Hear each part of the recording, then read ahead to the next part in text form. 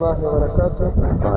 Niko na Sheikh wa kata ya Garissa wilaya ya Kondoa, naye analo la kusema ni baada ya kumaliza swala hili katika mama wa Garissa. Karibu Sheikh. Assalamu alaikum wa rahmatullahi wa barakatuh. Namshukuru Mwenyezi Mungu, namtakia rehema Mtume Muhammad sallallahu alaihi wasallam. Namshukuru Mwenyezi Mungu, anatuambia inna ma'al usri yusra, penye uzito basi Mwenyezi Mungu akutia wepesi. Tumeswali idi yetu vizuri, lakini kubwa zaidi tunamwomba Mwenyezi Mungu atukubalie ibada zetu na kisha atudumishe katika khairi.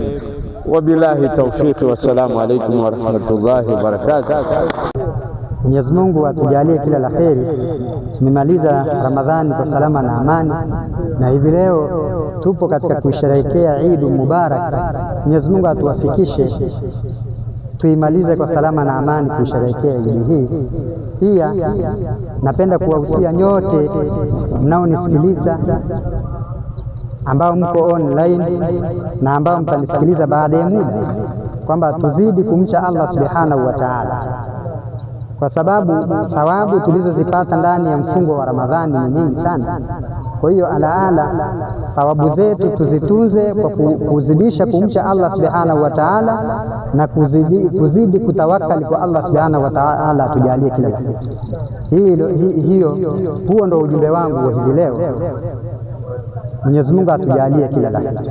Wabillahi tawfiq, wassalamu alaykum wa rahmatullahi.